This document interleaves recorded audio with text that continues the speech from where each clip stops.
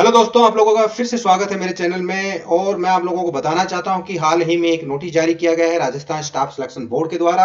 और उसमें आपको बताया गया है कि आप जो ओटीआर मतलब वन टाइम रजिस्ट्रेशन, जब फॉर्म फिल करने से पहले आप डिटेल जो आपकी बेसिक डिटेल उसमें डालते थे और आप उसको अमेंड नहीं करवा पाते थे, उसके रिगार्डिंग आपको एक नोटिस जारी किया गया है दोस्तों। तो आप वीडियो में बने रहिए, मैं आपको स्टेप बाय स्टेप पूरी जो जानकारी है दोस्तों वो देने वाला हूं।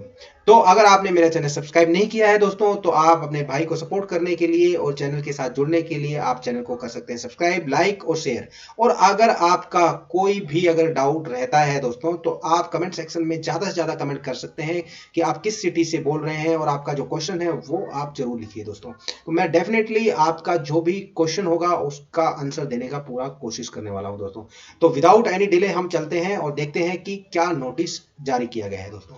तो हमने सीधा यहाँ क्लिक करना है, वेबसाइट अपनी ओपन कर लेनी है। यहाँ RSMSSB पे जैसे हम search engine, Google search engine पे टाइप करेंगे तो इस तरह से आपको सर्च इंजन आउटपुट देने वाला है। और यहाँ पे जैसे आप क्लिक करेंगे तो आपके सामने इस तरह से पेज ओपन होगा।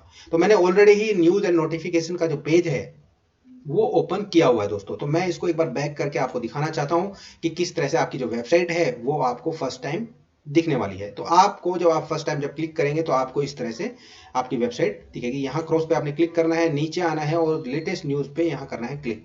जैसे दोस्तों आप क्लिक करेंगे तो आपने नीचे आना है और 4 नंबर सीरियल नंबर 4 पे यहाँ आके क्लिक करना है। जैसे आप क्लिक करोगे तो आप देखेंगे न्यूज नोटिफिकेशन का जो पेज है वो आपके सामने दोस्तों ओपन हो गया है।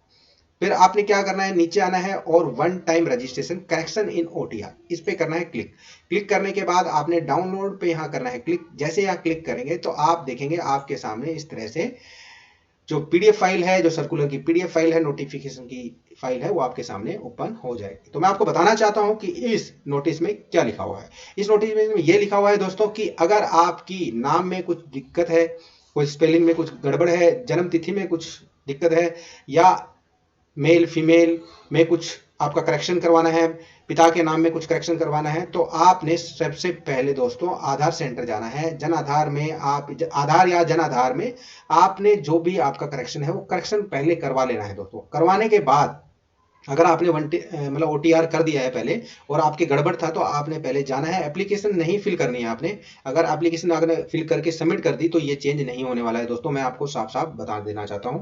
तो आपने सिंपल जो भी आपको करेक्शन करवाना है वो आपने पहले करेक्शन करवा के उसको अपडेट करवाना है। जैसे आप उसको अपडेट करवा देंगे दोस्तों, करवाने के बाद तो आप जैसे अपने एसएसओ आईडी ओपन करेंगे और आप वन टाइम जो रजिस्ट्रेशन का जो ऑप्शन आता है उस पे के बगल में आपको फेच का ऑप्शन आएगा। जैसे आप क्लिक करेंगे ओटीआर के लिए, तो जैसे क्लिक करेंगे ओटीआर जब अपनी डिटेल डालेंगे तो आपको फेच का जो ऑप्शन है वो आपको मिलेगा। वहां जैसे आप फेच पे क्लिक करते हैं तो आपका जो डिटेल पहले से ऑलरेडी आपको दी हुई है जन आधार की और आधार की, वहां से ऑटोमेटिक वो आपका जो डेटा है वो रिट्राइव करके आपका ऑटोमेटिकली अपडेट कर दिया जाएगा दोस्तों। तो आप अगर इस तरह से अगर परेशान है कि आप कुछ भी दिक्कत हो गई है और मैं अपडेट कैसे करवाऊं इसको और ये करेक्शन कैसे होगा, तो अब आप करेक्शन करवा सकते हैं। दूसरा कि कुछ आप जैसे आरक्षण में कुछ गड़बड़ी आपने ऊपर नीचे का ओबीसी कर दिया है जनरल की जगह, तो आप वो भी करेक्शन आप कर सकते हैं। दिव्यांग श्रेणी मूल निवास में कुछ वांछित संशोधन भी करने की आपको अनुमति दी गई है दोस्तों। तो उसमें भी अगर कुछ आपसे गलती हो गई है तो वो भी आप चेंज कर सकते हैं। पर मैं आपको बताना चाहता हूं कि ये चीजें आप जो संशोधन है वो ऑनलाइन फॉर्म फिल करने से पहले ही करना है। मतलब सपोज करो कि आपने ओटीआर मतलब वन टाइम रजिस्ट्रेशन कर दिया पर फॉर्म फिल नहीं किया है, फिर आपको ध्यान आया यार मैंने तो एक गलती से ये फीड कर दिया है, तो आप अपनी चीजें चेंज करवा पाएंगे दोस्तों। ठीक है दोस्तों, तो आपने ये ध्यान रखना है। दूसरा, अगर आपने फिल कर दिया है तो आप ये जो अमेंड है ओटीआर में आप ये चेंज नहीं करवा पाएंगे।